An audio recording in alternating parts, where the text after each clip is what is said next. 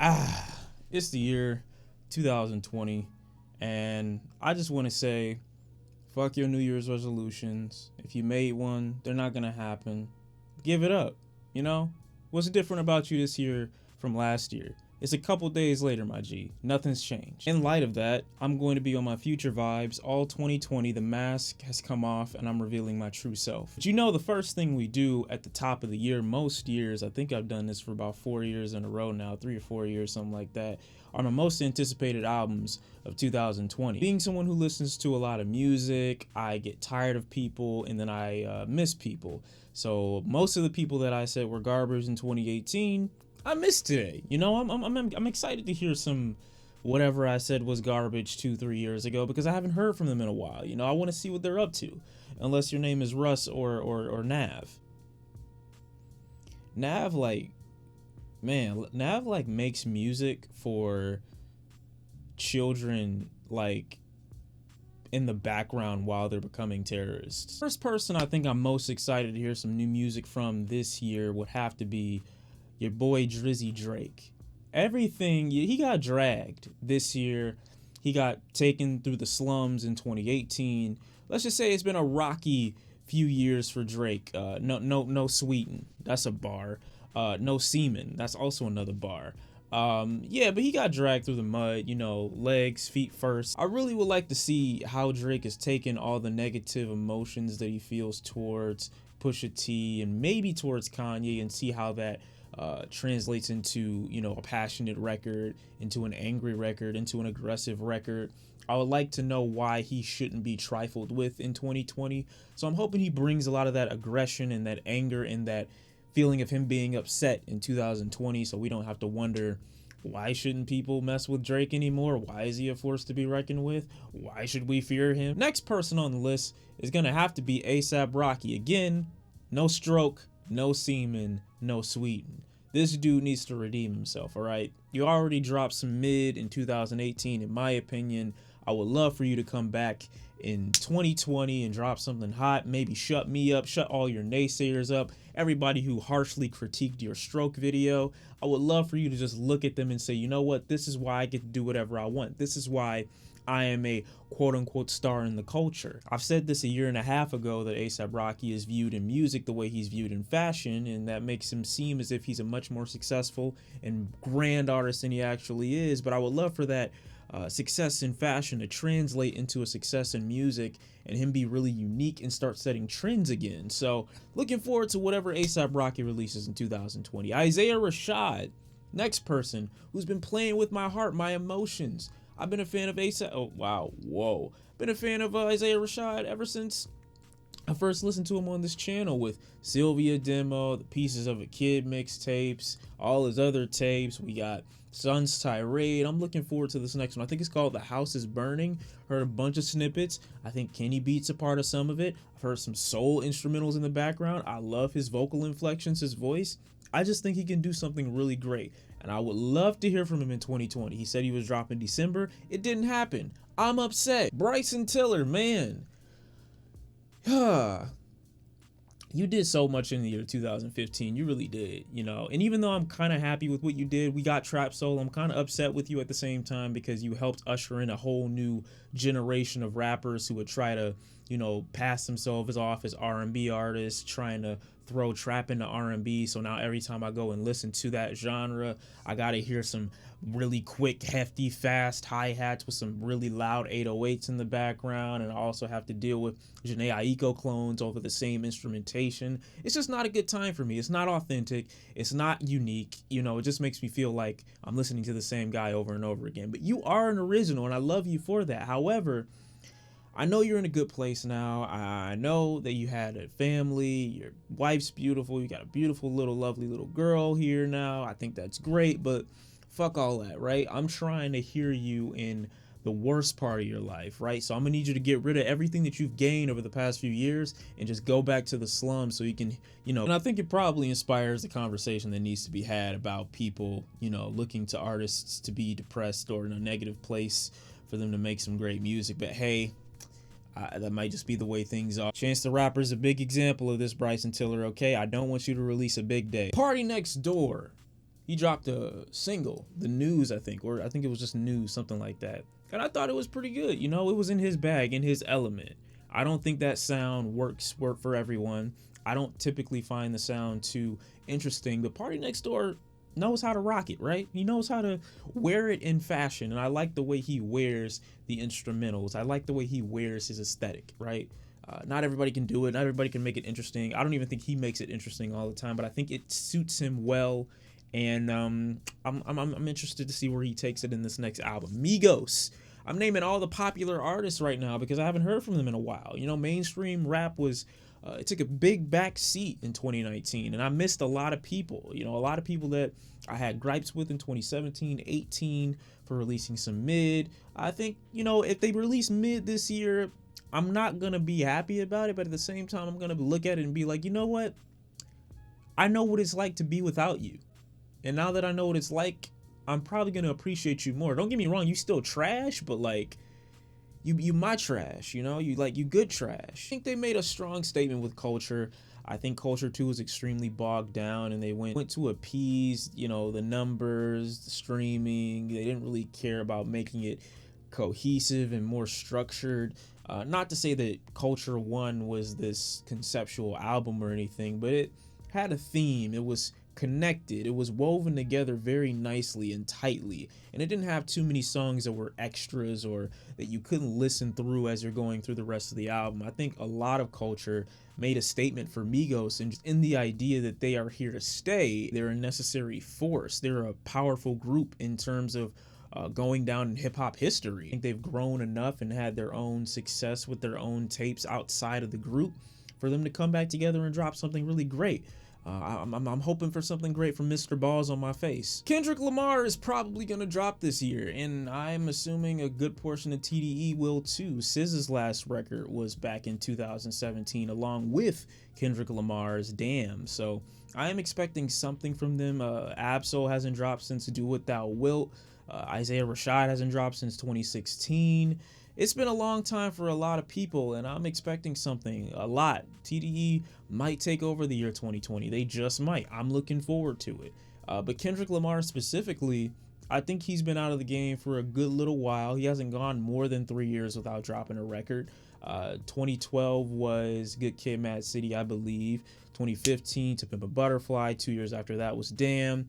He's not that far removed from Damn that we have to have a project, but I think, you know, it's almost 3 years. I think we're probably going to get something this time around. As to what it'll sound like, be inspired by, what his thought process behind it'll be, we don't know. Looking forward to new J. Cole music. I'm really excited for this Fall Off album.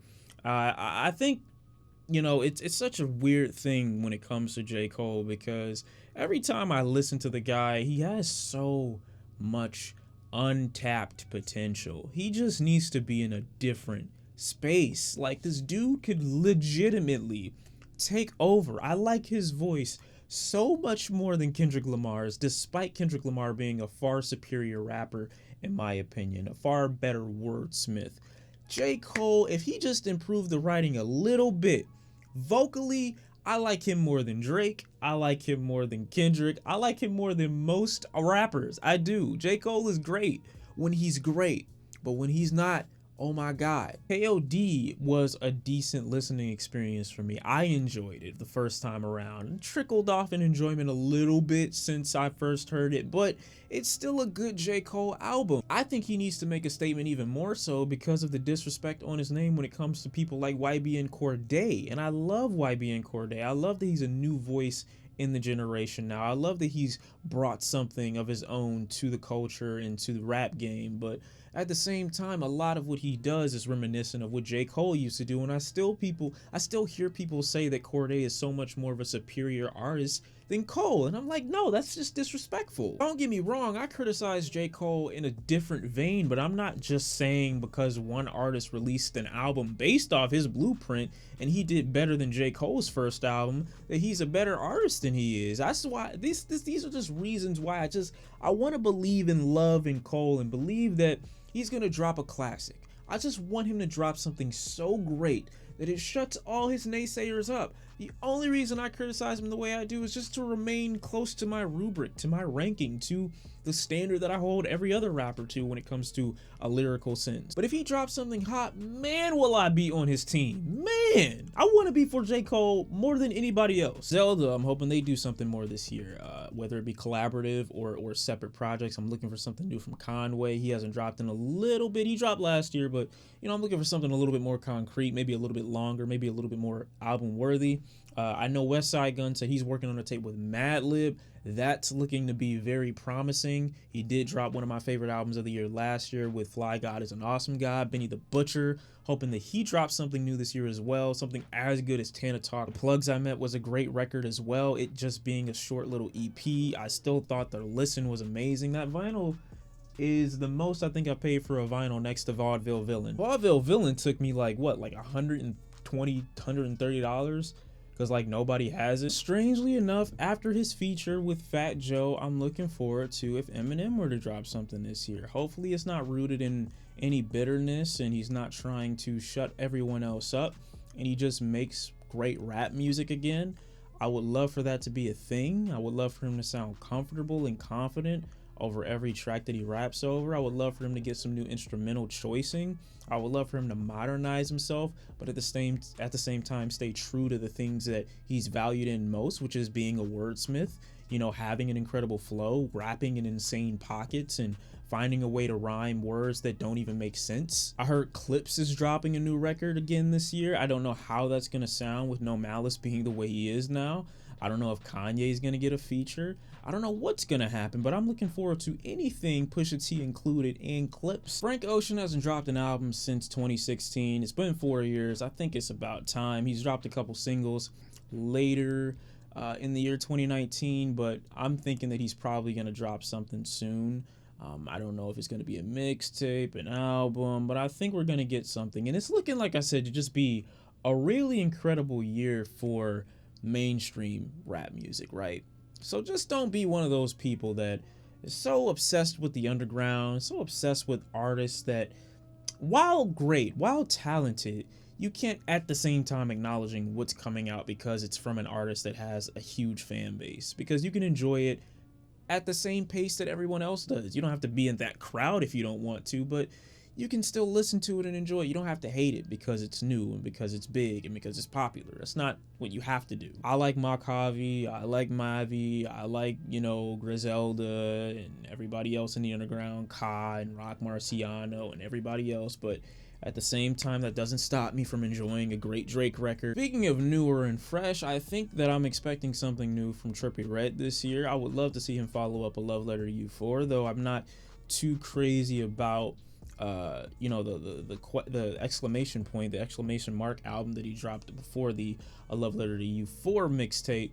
I am still excited to see if he takes that emo rap acoustic balladry to the next level in his next record, because I think vocally he just is one of the few artists that give me enough power, give me enough explosive, I guess, emotion with his voice, and I would love to see if he could take that to the next step with his next record. Playboi Carti is one of my next people that I have on the list. I'm not a big fan still to this day of that Die Lit album. I still think it's bad, but I've learned to appreciate Carti from a different perspective, a different standpoint. I actually have heard people compare him to some of the craziest artists, but I do think his style and aesthetic can be appreciated when I did go back and listen to other genres, specifically rock, funk music. I did feel a lot of what they were doing when it comes to this whole baby voiced ad-libby ridiculous vocal transition that he goes into when he's making the music that he makes. I've compared it before to people like James Brown. Not similar in sound, in vibe, or in aesthetic whatsoever, but just similar in intention when it comes to trying to add extra energy to a track. I think it's less respected artistically from a Playboi Carti because he's not doing as much, or it doesn't seem as if it takes as much effort. I've learned to appreciate Pierre Bourne definitely as a producer because he's trash in my opinion as a rapper. I'm excited for new Joey Badass. I think he's been working on something in secret. He hasn't been that impressive on his features when it comes to the Beast Coast album that was released last year. Wasn't a huge fan of it. Definitely had my gripes. Still entertaining in some aspects, but not so much in others when it comes to lengthier performances. Didn't think they had the stamina to take that project where it needed to go, or the creative direction. But Joey Badass with his last record, All American Badass, wasn't a bad listen at all to me. I definitely think tracks or projects like 1999 and Before the Money were great. Just seeing that he has that potential there, I'm hoping that he drops something equally as entertaining this year. Excited for new Big Sean music. I don't know what he's going to drop. If he's going to drop, he most likely is going to drop something this year. Hopefully it's just entertaining. Hopefully it's just something, man. Hopefully he gets more energy. He comes with a more aggressive delivery, a more in-your-face sound, something a bit more unique. I definitely did enjoy his most recent single, not the relationship-driven track, but the one before it, letting people know that he's still here, he still wants to make music, he's still on the map. So, yeah, hopefully he drops something really good this year as well. I'm excited if we get a new Don Toliver album this year, or a Don Toliver album in general. Do really impress me in 2018 when I first heard him on the Travis Scott Can't Say song. He came in with so much energy, such a great new addition, a nice voice, ASAP Ferg and Akon vocal fusion to me, and I would just love to see what he does for 2020. Hopefully it's not sounding like a Travis Scott ripoff album, because he does emulate him sometimes as well, but I think he has enough of a strong voice and he utilizes it in a way that has enough emotion and enough energy to separate him from the Travis Scott comparison. So hopefully he does deliver in that vein. For the rest of the members of Dreamville, I'm looking forward to them dropping records. I'm looking forward to Denzel Curry dropping a new album this year, possibly. The lead up to his last was pretty good, so I'm assuming the lead up, which was Zoo, to this next one will probably make for a better album, a better listen. I don't know if it'll be better than Taboo, but I'm open, right? I'm hoping that he drops something really creative and really interesting this year as well. I think it's going to be called Blood In, Blood Out, something like that maybe. Next one I think I'm most interested in as well would probably have to be 21 Savage and Metro Boomin. Hopefully they get together this year. If it's just 21 Savage by himself, that's cool. But after his last release, I'm Greater Than I Was, he just opened me up to a world of possibilities with him, and I'm hoping that he does nothing but impress for the year 2020. But that's about it, right? You know, that's all I really am excited for this year. Of course, I'm excited for everybody else, underground-wise, everybody else that are a little bit more indie, everybody else that have less of a following, but I can't mention everybody that I'm excited for in this one video. This is mainly more for mainstream acts because I do think it's been, like, kind of labeled when it comes to the hip-hop head community that, like, you can't like mainstream music, you can't like popular music, and that's just not the case. So yeah, I'm looking forward to those records this year, and you let me know what records that you're looking forward to this year from which people, and yeah, you know, we'll discuss that when the time comes for it. Hopefully everybody is good this year, everything drops this year that it's supposed to, and hopefully we don't lose anybody this year, man. I just want one solid year where we don't lose a single rapper. Like, just keep going, make your music, stay out of trouble, stay happy, stay away from drugs, stay away from negativity and negative people. That shouldn't be a New Year's resolution. That should just be a lifestyle, okay? Let's work on that first and foremost. Thank you for watching. I'll see you in the next one. And until next time, I'm out.